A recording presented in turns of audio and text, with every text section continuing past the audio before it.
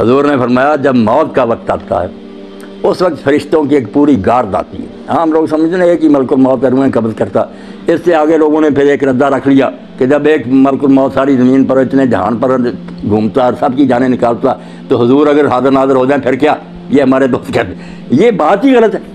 ایک ملک الموت کب جانے قبض کرتا؟ بے شمار فرشتے ہیں اس کے مدد. وہ انچارج ہے محکمے کا, اس کے تحت تتوفاہم الملائکہ, بے شمار فرشتے.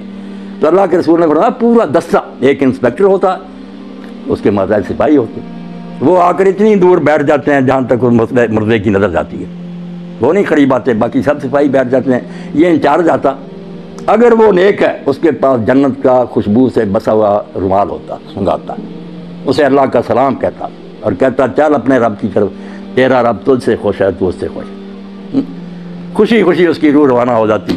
برا جو ہے نا ڈراؤنی شکلیں جیسے ہتھکڑیاں ہوتی ہیں پولیس کے پاس, جو برا مردہ اس کے لیے جو فرشتے ہی آتے ہیں نا, اس سے اسے پتہ چل جاتا کہ میرا انجام اب کیسا.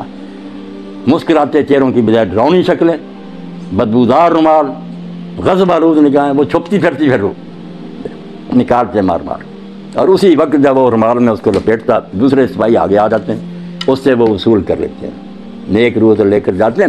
اللہ کے رسول صلی اللہ علیہ وسلم جہاں جہاں سے گزرتے ہیں خوشبو پھیلتی جاتی ہے اور ساری مخلوق کہتی ہے مرحبا, مبارک ہے تیرا آنا یار, تو نے ہم سب کو نا معطر کر دیا. اور اگر برا تو بدبودار رومال, بدبو پھیلتی اور سارا جہان لعنت کرتا کہ تو کیسی منحوس روح ہے, ہمارا دماغ ہی خراب کر دیا. آسمانوں پر جاتے ہیں, پھر وہاں اجازت مانگتے ہیں کہ دروازہ کھولا جائے, کھولتے جاتے ہیں نیک کے لیے. 7 آسمان پر کے اللہ کی عدالت میں لے جاتے ہیں. حکم ہوتا ہے کہ اس کا سارا جو ہے نا اندراج وہ علیین میں کر دو. جو علیین سجین مشہور ہے کہ کوئی 2 جگہ جہاں روئے رہتی, غلط بات ہے. علیین سجین صرف آفس ہے, دفتر ہے, وہاں نیک لوگ جان ان کا اندراج ہو جاتا ہے کہ یہ شخص فوت ہو گیا. اس کی پوری کتاب جو زندگی تھی وہ بھی جمع کرا دی جاتی کہ یہ اس کا سارا ریکارڈ ہے. دوبارہ حکم ہوتا ہے کہ زمین میں سے میں نے اس کو پیدا کیا, وہیں لے جاؤ, زمین سے دوبارہ اس کو پیدا. وہ روحیں واپس آ جاتی ہیں پھر اسی قبر کی طرف. برے کی روح لے کر جاتے ہیں. جب حضور صلی اللہ علیہ وسلم فرمایا, اللہ کہتا نہ آسمان کے دروازے نہ کھولو, میرے دربار میں نہ دفع کرو, اس کو دھتکار دو, اس کو 7ویں زمین کے نیچے پھینک دو, وہاں رہ, وہاں سے نکلیں. لمبی حدیث ہے جو حضرت سے بڑا ابن عظم نے. نیک لوگوں کی روحیں خوشی میں ہوتی ہیں, کیسی پاک زندگی ان کی. حدیث پاک میں آتا ہے سنن ابن ماجہ کہ جب اس کو فرشتے آ کر حساب کے لیے کہتے ہیں نا کہ جواب دو سوالوں, تو منظر دکھایا جاتا ہے سورج غروب ہونے کا. جب وہ مردہ ہوش میں آتا ہے اور فرشتوں کے سوالوں کے جواب دینا چاہتا, دیکھتا ہے کہ سورج غروب ہو رہا ہے, عصر کا وقت بھی تنگ ہو گیا, تو وہ کہتا دعو نہیں اسلی, مجھے ذرا مہلت دو, میں نماز پڑھ. وہ کہتے ہیں اللہ یار تو اس سے کیا حساب لینا جس کو اس وقت کی نماز یاد. مگر یہ حال ان کا ہی ہے نا جو زندگی میں نمازی رہے, جن کو یہاں کبھی خیال ہی نہیں آیا کہ نماز نمی شاید بھی مسلمان کا کوئی کام ہے, انہوں نے وہاں نماز کو کیا یاد کرنا. یہ سچا مومن اس وقت کہتا ہے دیکھتے ہوئے کہ سورج جا رہا, تو کہتا ہے یار سوالوں کے جواب دوں گا میں, پہلے مجھے نماز پڑھ. بڑا خوش ہوتے ہیں. اور جب سوال کرتے ہیں کہ تیرا رب کون ہے, تیرا دین کیا ہے, تیرا نبی کون ہے, دیتا تو کہتے ہیں ہم پہلے ہی جانتے تھے. اس سے پوچھے تو نے یہ, اس نے کہا میں اللہ کی کتاب پڑھتا, قرآن سے مجھے سب پتا. وہ کہتے ہیں ہمیں تیرے بارے میں یہی توقع, سو جا, جیسے دلہن آرام سے سوتی ہے. اور روزانہ پھر اس کو جنت کا مقام دکھایا جاتا. ہر روز پردے ہٹا کے صبح شام وہ دیکھتا ہے کہ آخرت میں میرے لیے یہ تیار.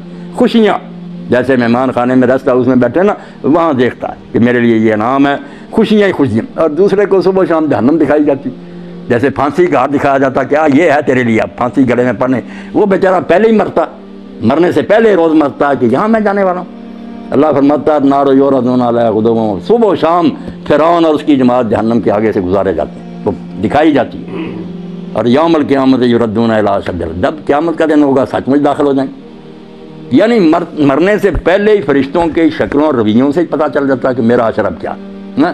اور بعد میں جو قبر میں جاتے ہی شروع ہو جاتا. یا ایک سوال جو ہم لوگوں کو پریشان کرتا ہے کہ جب یہاں ہی سوال جواب ہوتے ہیں, لوگوں کو ثواب عذاب ملنا شروع ہوتا ہے, قیامت میں پھر کیا ہوگا؟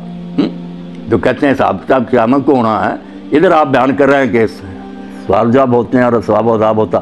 یہ بھی آپ لوگ سمجھدار ہیں, سمجھنے کی بات ہے, ورنہ پریشانی ہوتی. آپ سارے لوگ واقف ہیں ایسے کہ ایک ہے حوالات کہ زیر تفتیش مجرم وہاں رکھے گا, ایک جوڈیشل جیل ہے کہ مقدمہ چلا, فیصلہ سنایا گیا, پھر جس وارڈ میں جانے کے وہ لائق ہے وہ سزا سنا دی گئی, اس کو بھیج دیا گیا. جہنم ہے جوڈیشل جیل, پورا مقدمہ سماعت ہو کے کس قسم کا مجرم ہے، کہاں بھیجا جائے، یہ قیامت کے دن ہوگا۔ اور یہ جو ہے یہ صرف سرسری بات پر، جیسے پاسپورٹ دیکھا، ویزا دیکھا، چلو ادھر اس کو بھیج، یہ صرف ایسے ہے کہ یہ مہمان خانے میں بیٹھے ہوئے ہیں، خوشیاں منا رہے ہیں کہ آخری دعوت ہمارے لیے یہ ہے، جنت دکھائی جاتی ہے، برے ڈر رہے ہیں۔ اب یہاں یہ بھی سوال پیدا ہوتا ہے کہ ساتھ ساتھ ہی کیوں نہیں معاملہ طے ہو جاتا؟ اللہ تعالیٰ کو صبر ابھی فیصلہ کر دے، اس کو جہنم بھیج دے، اس کو جنت۔ یہ کیوں ہے دو مرحلے کے؟ قبر میں صرف سرسری بات پرس ہے، آخرت میں پھر جہنم میں جنت ہے۔ یہ چیزیں آپ چونکہ پڑھے لکھے ہیں اور یہ چیزیں ضرور کی ہیں کہ عقیدہ جو آخرت کا اس کو سمجھا جائے۔ بات اصل میں یہ اور بڑی نازک بات ہے جو قرآن حدیث نے بتائی، توبہ توبہ ہم اس کی طرف دھیان نہیں کرتے کہ نیکی بدی وہ نہیں جو آپ نے مرنے تک کی، کھاتا آپ کا بند نہیں ہوا، آپ مر گئے کھاتا چل رہا۔ یہ جب تک یہ کارخانہ سٹاپ نہیں نہ ہوتا، میزان نہیں لگ سکتی کہ میری نیکیاں کہاں کا اپنا اثر دکھایا، میری بری مثالوں نے کتنے لوگوں کو گمراہ کیا۔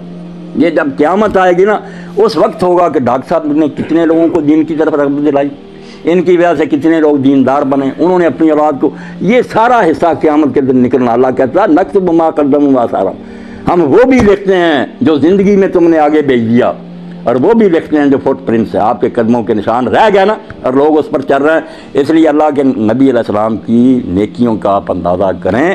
یہ جو ہم کہتے ہیں نا حضور کو یہ ثواب پہنچانا، یہ بہت بعد میں تنگ ذہن والوں نے نکالا۔ رسول اللہ کو پہنچانا کیا؟ جو نیکی امت کرتی ہے نا، میں نے قرآن پڑھا، نماز پڑھی، روزہ رکھا، ہر ایک امتی کے اس عمل میں سے ایک آپ کے کھاتے میں جا رہا، صحابہ کے جا رہا ہے، اماموں نے دین ہم تک پہنچایا۔ جو نیکی سکھائے گا، جتنے اس کے بعد جہاں تک وہ چلتی رہے گی اس کو ثواب ملے گا۔ یہ ایسا بینک کا کھاتا ہے جو بند نہیں ہوتا۔ اور برائی بھی اگر آپ نے شروع کر دی کہ اچھا بڑا گاؤں تھا، آپ نے کوئی لڑکی اغوا کر رہی، کوئی قتل کر لیا، دشمنیاں ہو گئیں، آگے خون خرابے قیامت تک چل رہے ہیں، تو آپ کو ایسا نہیں ملنا۔ اگر ہٹلر نے جنگ عظیم لگا دی اور ساری مہنگائی ہوگی، دنیا مر گئی، تو اس کو ثواب مل سکتی ہے دنیا میں؟ کون سی عدالت تھی؟ اس کے پاس کتنی زندگیاں تھیں کہ اس کو بار بار ایک ایک کے بدلے مرا، لاکھوں تو انسان مرے ہیں۔ اب قیامت کا دن چونکہ وہاں بار بار زندہ ہونا، بار بار مرنا، یہ عدالت نے سنا، اس کو اتنی بار پھانسی دی ہے۔ یہ بیچارے کہتے ہیں قانون کے مطابق اس کو دینی تو چاہیے مگر دے نہیں سکتے، وہاں سچ مچ دی جائے گی۔ تو یہ نیکی اور بدی کا جو لمبا چوڑا تصور نا کہ نیکیاں بھی جہاں جہاں جا رہی ہیں یہ بھی آپ کے کھاتے میں پڑی ہیں۔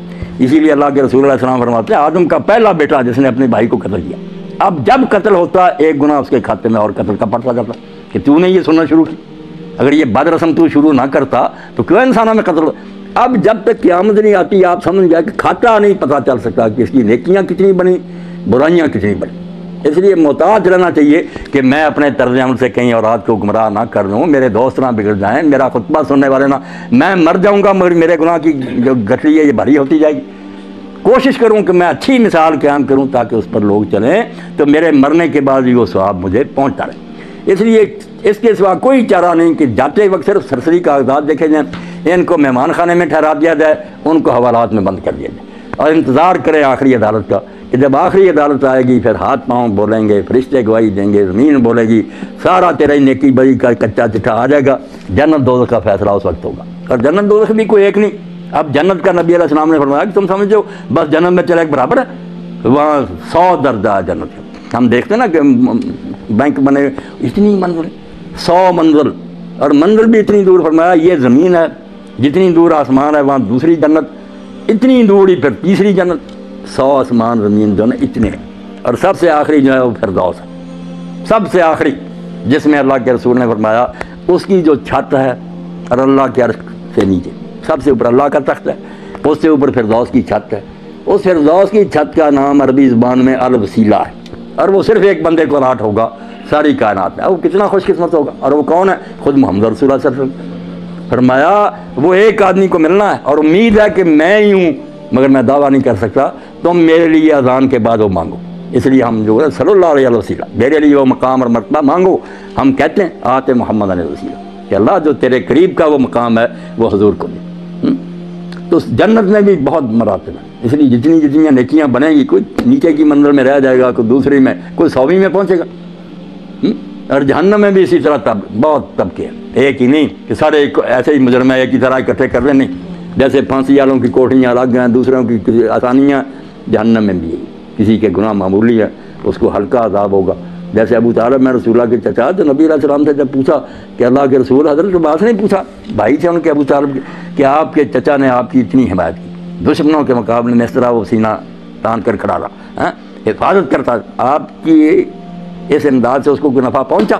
تو حضور نے فرمایا میری امداد اور حفاظت کی برکت ہے کہ جہنم میں سب سے ہلکا عذاب تعلق ہوگا، ورنہ اگر نہ ہوتا تو درمیان جہنم کے ہوتا۔ اب میرا ساتھ دینے کی برکت یہ ہے کہ پھر جوتیاں آگ کی ہوں گی، توبہ، اس سے بھی دماغ کھول رہا ہوگا۔ باقی جو پھر بہت بڑی جگہوں میں ہوں گے، اللہ پناہ دے، تو اللہ کہتا ہے اس وقت تم سر جھکائے پھر یہ منت سماجت کرو گے کہ اللہ دوبارہ بھیج، تو اللہ نہیں سنے گا۔ پھر اب وقت ہے کہ موت آنے سے پہلے پہلے توبہ کر لو، باز آ جاؤ، چھوڑ دو برائیاں، نیک ہو جاؤ، پھر کوئی بات نہیں، تم سے جتنے جی چاہے گناہ ہوئے ہیں اللہ معاف فرمائے گا۔